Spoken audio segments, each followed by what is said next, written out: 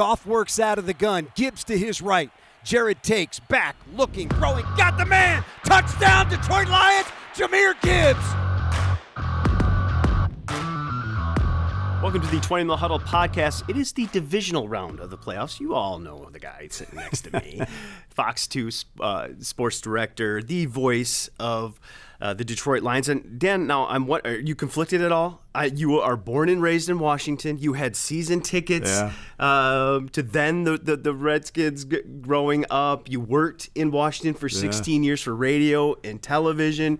You are now pre and post game for Washington. Now you have been in Detroit a long time now. Is there any conflict at all this week? Any looking back to your childhood memories fondly? And I'll say this: I have great memories of those teams, from George Allen to Joe Gibbs and all those crews, and that's. I think that's part of what fed my passion for what I do for sports and wanted to get involved. It was, my loves growing up with them and the Bullets. I mean, it was like those two things. But, you come here for 27 years, you're immersed in this. And even before I got the play-by-play job, when I worked here, for the first 7 years, you're around this team. You get to know the players. You get to know the families. You get to know just everybody involved, and you want to see this group do well. So there's no conflict for me whatsoever. Look, I want to be in a Super Bowl. There you go. I want to call a Super Bowl. And if they're standing in the way of that, that's what it is. I'm happy to see their success because I have a lot of friends back there, and I know they've been through some miserable times with that franchise. So it's been fun to see them enjoy it. Just like I've said, the best part of my job here is seeing fans happy and enjoying what's going on with the Lions, because they deserve that. But when we kick off on Saturday night, it's all blue. It is all blue. The newness of this matchup, I think, is fun, too, because you looked at who the Lions could have faced. It could have been that storyline with Stafford in L.A. again. It could have been the third time with Minnesota, a third time with Green Bay. I think this is the most fun matchup they could have got just because of the newness of it. Obviously, Jayden Daniels and what he's bringing to the table, but it's something different, and I think that's fun. We may, if things work out, still see Matthew, and the Rams, we'll see what happens and all the things that go there. Jared going back against his team and Brad and everything that's involved. But we've done that. And if we have to do it again, we will. But I was ready for something new. I was also ready to not see the Vikings again right away, or not see Green Bay right away. So I agree with you. I think that the newness of this, the challenge of this, and this is a really good team and a really confident team coming in here, and it's nothing to do with, this is easy or anything like that. It's just, hey, this is something new. Let's do this. All right, let's get into Saturday's matchup. First off, I think the big one is obviously Jayden Daniels, their rookie quarterback, the number 2 overall pick. He does not look like a rookie, Dan. I've never seen anything like it, really. Yeah. I mean, we've seen some good rookie performances, but this kid is so calm, so cool, so collected. You talk to any coach, any player on this Lions roster, and they've said the same thing. You turn on the film, and he doesn't look like a rookie. This kid is composed, has been the word that I've heard a ton this week. Not apples to apples, but it kind of reminds me of when RG3 went there and just lifted that franchise up and kind of brought them back. And they had some moments there where it was just, crazy for football again. But, we kind of watched him from afar this season, and you were seeing what he was doing. I mean, he is special, and his ability to evade the rush and to make plays with his feet and then still be an accurate thrower, 69% on the year, tells you a lot about who he is. So it's not just a one-dimensional player. He's not a runner who throws sometimes. He can throw the deep ball. Coach said that on Monday, and you look back at some of the tapes, some of the balls he's thrown to McLaurin and De'Ami Brown, the game he had the other night where he broke out. There's a lot of good things happening with this football team right now. He's in the middle of it, and that's a challenge, man. In particular, you got to be careful. When you're coming in on him, it's different than other quarterbacks. You need to make sure you're coming in under control because he's going to shake and be gone. It's more about containment than it is sacks for those edge guys in this. You almost have to be an unselfish player. If you're Zadarius Smith, if you're Josh Paschal, if you're some of those other guys, you can't get vertical, get past him. You can't run by him. You want to put pressure on him. You want to get to him, but there's a point internally where you just have to stop. It's got to collapse. It's got to collapse, and you've got to stop, and you've got to say, okay, I can live with this rookie in this environment. And look, he played at LSU, the SEC. He's been in big environments, loud places. Even this year, he's never seen what he's going to see Saturday night at Ford Field. Yeah. I don't think. And so keep him in that pocket, make him have to see coverage, get into right plays, and make throws. And I think if you're the Lions and if you're Aaron Glenn, you're really happy with that situation. Yeah, no, I think it's going to be very interesting to see what happens. And to everything that you just said, this isn't going to be too big for him. He showed that in the opening round of the playoffs. I mean, he looked like a 10-year vet out there. Yeah. So I think it's certainly one of those things where don't anticipate he's going to come in here and just the scene's going to be too big. And we know what the home field advantage is like at Ford Field, and that it's going to be a problem. He's ready for this, and the Lions have to be ready for him. 2-1, the Lions against kind of mobile quarterbacks, I would say. I thought Josh Allen got the better of them week 12, but they did a great job against Kyler Murray week 3. Yeah, basically 2 runs. Yeah, and Anthony Richardson week 12. He had kind of a fast start, and then they slowed him down. Did a good job, too. So did a great job in that regard. They've had some kind of tune-ups to this, but he's a different challenge. Yeah, he is, and we're going to see how this defense handles that. And this defense has got to be coming in with some confidence. We saw what they did against Minnesota. It's a different challenge, but I think anytime you put together an effort like that, under lights like that, in a situation like that, with all that on the line, it just feeds your overall confidence. All right, let's flip over to the other side of the football, an offense that has been so good all year long. They get a big piece back on Saturday night. David Montgomery looks like he's trending toward coming back. And look, we can't understate the job that Jahmyr Gibbs did kind of running into that role. Almost 400 rushing yards, 5 touchdowns, added over 100 yards receiving, another touchdown. He really handled that load. But there's something about getting David back, isn't there, Dan? There's no question. A tone setter, a toughness, everything that comes with that. And I've heard all the conversations about how do you take the ball out of Jahmyr's hands when he's played so well. Look, it's about options. And it's about 2 running backs that can both do positive things for this team. We've seen the power that David brings. Look, Jahmyr brings it too, but they do things differently, and they can keep each other fresh. This is nothing but a positive. And the football in David Montgomery's hands is never a bad thing. And I trust Ben Johnson to understand how to split that load, let those guys do their work, understand who's carrying the hot hand, and go from there. This quote from Dan Campbell this week: number 5 is a big part of us. He's a huge part of us. To me, he's a bell cow. He's somebody that's a tone setter. He's a catalyst. There's a place for him and a place for him in this game. That comes from the top. I think he said it perfect. Yeah. there. And I know he trusts Ben Johnson to figure it out too. And they'll come with a plan. Look, these guys know the recipe. They've won 15 games for a reason. They understand what it takes, and they understand how to utilize the different weapons that they have. And you think of all the weapons that they have on this team. They've found a way to keep everybody involved and utilize guys at the right time, and it's added up to wins. And let me say this too. Craig Reynolds, great job. Yes, jumping in there when he was, Montgomery was out, whether he was asked to catch the ball, which he did a couple of games ago, block, pass protect, whatever it is, run the ball a couple times.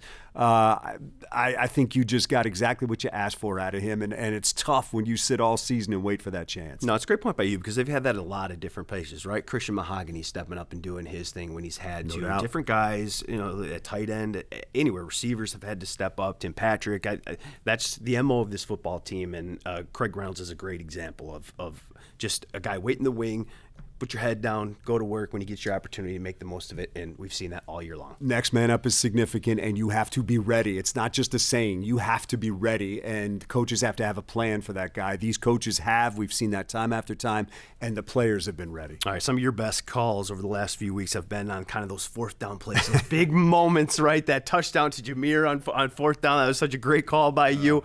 Fourth down, it looks like that could be huge. A huge aspect of that game. Detroit, obviously, 33 times they went for it on fourth down during the regular season. That was the 4th most, but really the most of any team, that wasn't a bad team just trying to have to go for it. Washington, 23 times, middle of the pack, but they converted 20 of 23. 87%. I mean, that's crazy. And then you look at the wild card game, 3 of 5, but first series, 20-yard line, 4th and 2 at the Tampa Bay 20. He said, "No, touchdowns are a premium in this game. We're gonna get it." How crucial is fourth down in this game on Saturday night? I think in this game, fourth down is the new third down. I mean, it's just these coaches have no problem going for it, and I think the reason is, and I've said this continuously about Dan Campbell, they trust these units on the field with the football in their hands. I think they trust Kingsbury to make the call. They trust Daniels to make the play.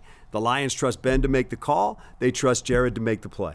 and the offensive line to block, and Amon-Ra to make the catch, and Gibbs or Montgomery to make the play, whatever it is, they just trust those guys and they want the game in their hands. You know, it's interesting. Aaron Glenn, the defensive coordinator for the Lions, talked about this on Wednesday too. Is just how that changes a defensive perspective too, and how 3rd and 6 and 3rd and 5 typically in the league, that's a passing down. Yeah. But for Washington, Detroit, that can be a running down because you know you're going to go for it on 4th down. You're just putting yourself in a good position. If you get it, great. It really changes the way you have to play defense, especially on 3rd down when you play Washington, Detroit, with just how good they are on 4th down, doesn't it? Yeah, at that point, the playbook's wide open because you know you're getting another crack at it coming up. And look, the Lions are the number 1 3rd down defense in the NFL. To me, the onus on them is 1st and 2nd down. You've got to put them in good down and distance positions for your defense on 3rd down.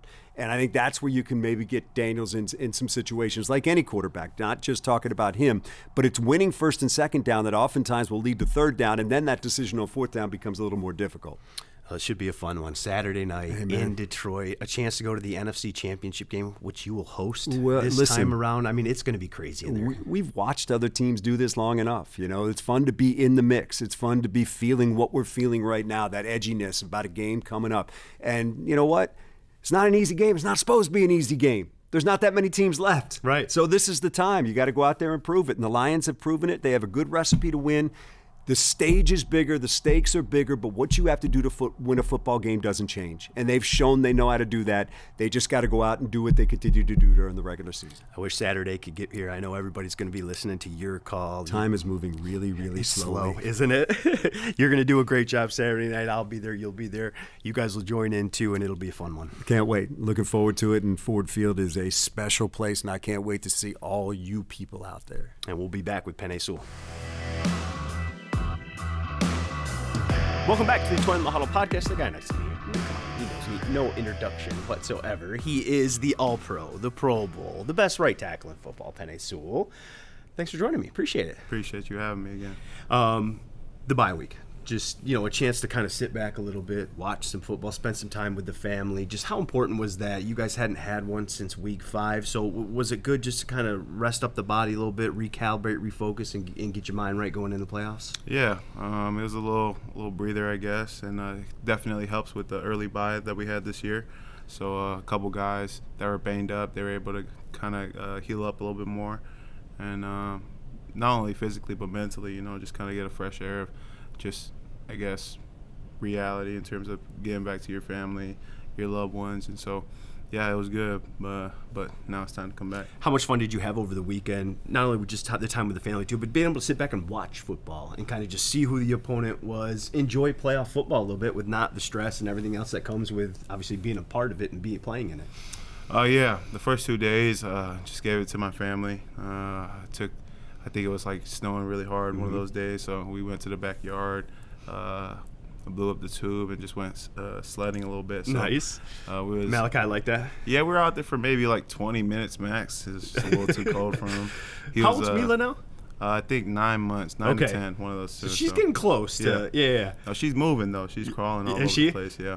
So, congratulations on the All-Pro and the Pro Bowl. I thought that little message that the team did with everybody was great to incorporate Isabel and Mila. And as a parent, I can totally appreciate Malachi's nap time. Just to have them involved, it does it mean a little bit more? I mean, to have these honors and stuff like that, with the family being involved and stuff, does it mean a little bit more to you now? It was definitely cool for me to find out the way I did. That little video my wife did with Malachi. It almost caught me for a sec, just because it was not anything kind of what he was saying. It's just me kind of sitting back and seeing how far he's just really grown and how time just flies, man. He makes the time just move. So how, I guess, big he's gotten, and even Mila, just seeing them grow. Yeah, trust me, you'll turn around and they'll be 17 and driving in a second. That. So that's where mine's at, man. That's crazy. What's it going to be like run out of that tunnel, that atmosphere? How much are you looking forward to that? I mean, those playoff games last year at Ford Field were ridiculous, and this one's got a chance to have a home NFC Championship game. Have you let yourself think about what that's going to be like and how fun that's going to be Saturday night? I haven't really thought about it, to be honest. No? But I know it's just going to be electric. Just like last year. So I'm kind of just focused on the game plan and doing my job. So but I know it'll be loud out there. So speaking of that, the job, just the challenge that presents itself with Washington. What jumps out on tape? What kind of defense you guys face, and what are the challenges there with them? Very talented group from the back end to the front. I mean, those two up front, from Allen and Payne, those guys set the tone. So we got a good challenge ahead of us, and we know what we got to do going into this game. So it's they got veterans, linebacker with Wagner and Luvu, and even the back end, they're playing good ball right now. So we just got to go out there and execute. I was curious if you heard David Montgomery's comments yesterday. He spoke to the media, and they asked him just about him and John and the combo, and he said, look, he stopped it, and he said, look, we don't have two 1,000-yard receivers on this team. We don't have two backs that have 1,000 scrimmage yards, if not for that offensive line and the job that they do. I'm just curious if you heard the comments and your reaction to a guy like that who's done it at a high level for a long time, a tough guy. I know a guy that you respect, giving that love to the guys up front yesterday. Yeah, he's being too nice, man. At the end of the day, him and Ja, those two guys are just special. I've never seen players like that. Those guys being able to run the ball, Montgomery, just how tough he is, and even Josh's tough too. I don't think people give him credit enough for that. So those two guys are electric, and they make you miss, and they make us look good, like at the end of the day. And then J-Mo and Saint, those guys are just crazy as well. J-Mo's willing to come in on the run game and take somebody's head off, and Saint, he always does that. So we all compliment each other, and yeah, he's just being too nice. Jameer held down the fort, really well, carried the load the last 3 weeks. But how important is it to get David back and just the kind of he's a tone setter, right? It's that physical mentality. Just how much of an offensive line and an offense? How important is it to get him back and have that two-headed monster again? It's very important. He's a huge part of this offense. I mean, he, just like you said, he brings a physical presence. Every time he touches that ball, defenders are going to feel him, And it's just our job to just get him to that point where he can do what he do. And so for him to come back and, again, Sonic and Knuckles, just those two doing those things, something special. I wanted to ask you about two young guys, just a couple more for you, Penei. Christian Mahogany, hopefully Kevin Zeitler, that hamstring's good. We saw him working off to the side on Wednesday's practice, and he'll be good to go. If not, you've had to, Christian's had to step in there and play before. Just the confidence level you have in him, and how have you seen him grow throughout the year to be able to kind of step in and really have the coach's confidence if needed? Yeah, he'll be good at the end of the day. I mean, he's got one under his belt with Chicago, and I think the players and coaches seeing him from the start of camp, and well, he wasn't able, but just seeing once him grow got back from once camp, he got back, it's just been positive. So he'll be good.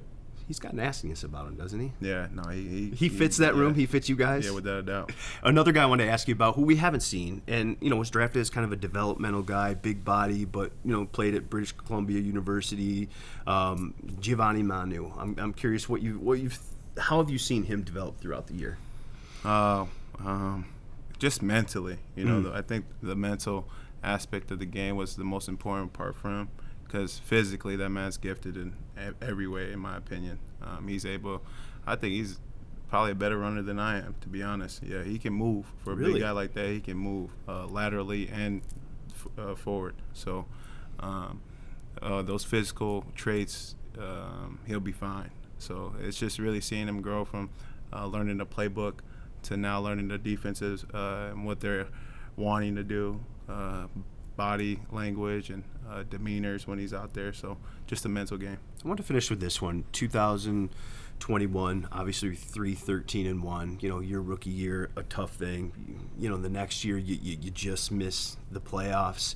The disappointment of last year losing in the NFC Championship game. How have those 3 years kind of molded this core in this team to kind of be ready for the moment that you guys are at right now, the number one seed, one of the favorites in the NFC to go to the Super Bowl?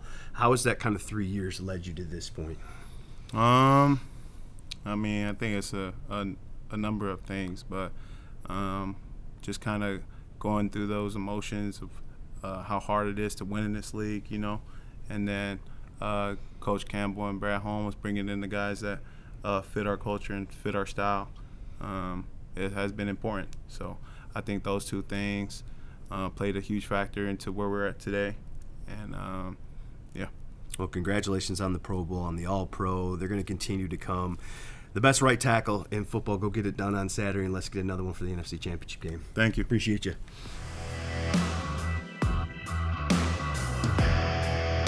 Welcome back to the 20 in the Huddle podcast. I am very happy to welcome in John Keim. Does a great job covering everything Commanders for ESPN. You can also catch his podcast, The John Keim Report. John, thanks so much for joining me. I appreciate it.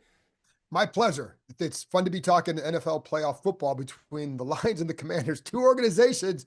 You wouldn't have thought about this a few years ago. You know, and for the Commanders in particular to have 4 wins last year, to be the number 2 pick, I mean, what a turnaround for this organization. The job Dan Quinn has done, and obviously Jayden Daniels. How maybe unexpected is this run from your perspective, having been around him for so long? Yeah, I think I would say beginning of the season, very. As the season got going, not at all, because you started to see just how unique Jayden Daniels is as a quarterback, as a rookie quarterback. So you started to see like they were capable of doing things. Like this offense is good.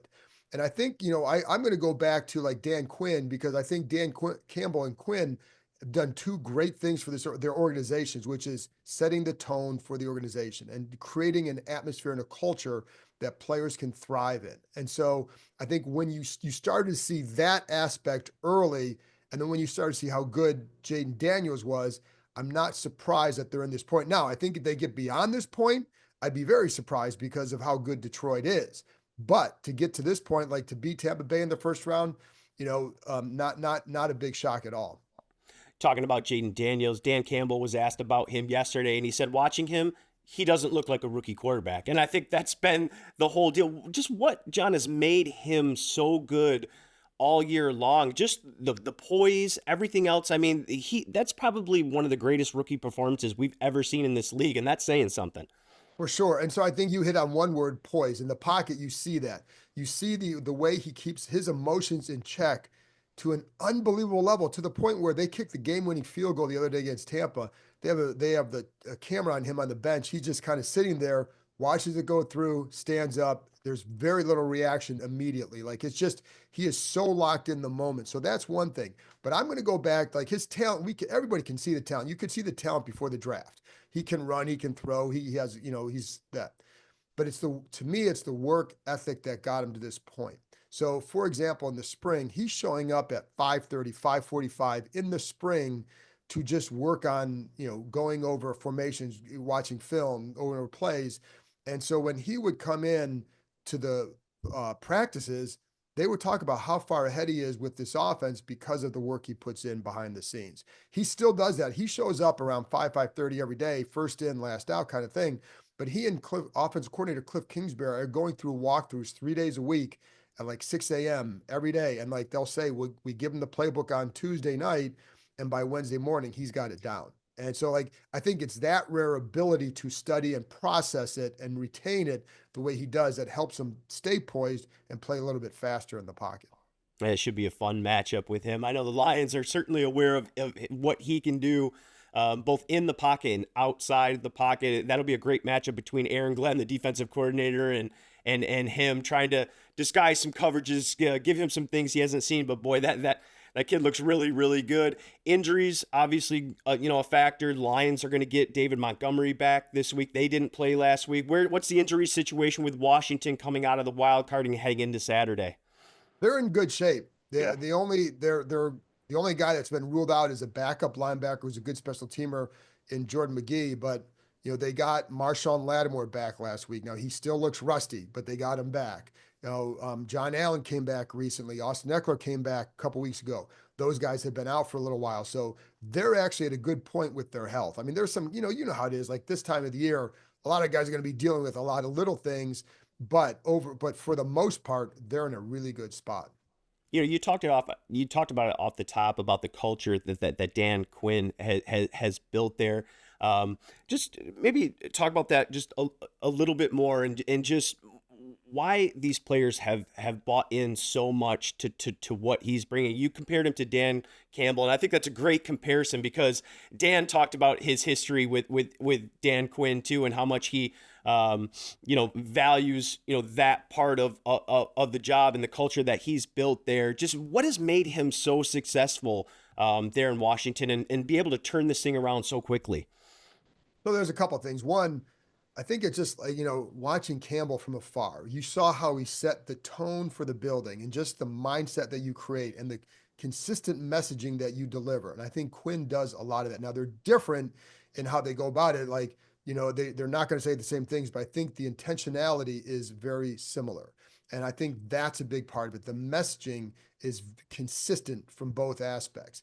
And so you see, and then Quinn also brings a ton of energy. Now, anytime there's change, and this, like anytime there's change with the coaching staff, there's always that, oh, well, it's going to be different because of this. And there's more energy because it's new.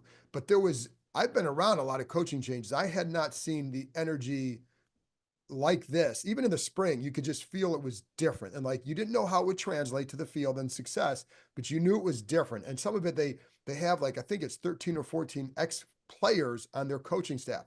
That helps. But Quinn, I think, sets the tone with his energy. I mean, he is upbeat, positive. And like, even after the first game, Tim, they lost to the Bucs in the first game, 37-20. There was no panic. It was all about, this is what we need to learn, right? They beat the Giants the next week. Like, yeah, his comment was like, yeah, we beat them, but we have to do better here. It's always about what can you do to get better? What do you learn to get better? And if you process it that way, I think it helps. And then I say all that, and then because number 5, Jayden Daniels is really good, that helps too. But all the other stuff is mad. And I also think, Tim, the last thing is they changed the roster over in a huge way. 55-60% of the roster was new. But I think they did a really good job of finding players who fit the culture they wanted. Bobby Wagner, Zach Ertz, Austin Eckler, guys like that. I think they have made a difference too. So it's all of that, but it starts with, I think, getting the right guys to coach. And they interviewed, Aaron Glenn was on the list, Ben Johnson on the list. But I think Quinn was the guy that brought the energy that this place in particular needed. So many comparisons between Quinn and Campbell. It's going to be such a fun matchup just from that regard on Saturday. And the newness of this game, I think, is interesting, too. Of all the opponents that the Lions could have faced, Washington obviously is the one they haven't faced this year. Do you like that about this matchup, that they haven't faced each other? There's kind of a newness to the game plan, and there's that aspect of Saturday? For sure. I think, and I think it'll be fun. Listen, as someone who, you're in the NFL, you're a fan of football, right? That's why you're doing this. For me to go watch a playoff game at Ford Field, it's going to be a blast because that's the energy you want in a building. Like, I'm looking forward to that. I think for these guys, like, I think the newness of it comes in, when you're studying the opponent and what they do, et cetera. But it's also, there is the unknown, like, Detroit, how good that offense is. And they're going to move the ball and score on this team. But then it's like, how does Detroit's defense do against this group? We don't know what they're going to do. We knew how Tampa Bay would try to attack them. And so there was clearly some mystery. And also, it was also, hey, how much better is Daniels from week 1 to now? Well, now it's just all mystery. And so I think there is that element. I hadn't thought about that, but I think that element is a fun one to add layers to this game. By the way, on Campbell and Quinn, this is no surprise, they share the same agent. Of course they do. Because of the newness, obviously Lions fans aren't very familiar with Washington, that roster. Maybe who's one or two players who maybe could impact this game that Lions fans maybe don't know that the Washington's going to be looking for to have a big game Saturday night? So, the obvious one in offense would be Terry McLaurin at receiver. I mean, he's very, very good. And he has, is it 13, 14 touchdown catches this year. The big change in his game, he's got speed. He can make big plays, and Jayden Daniels will attack down the field. So he's dropped in some dimes to them. They have a chance for a connection every game with that. It's just a matter of, do you hit it or not? But the other area where he's really improved and where they've improved with him is in the red zone. 11 touchdowns catches in the red zone. So that's a place to watch for him. He had 11 in his first 5 years combined in the red zone. So it was some on him, some on coaching. But now he's a big threat there. Zach Ertz, veteran, people know him. He's been in the league. He's a very good security blanket for Daniels. Austin Eckler, another guy who in space can hurt you still.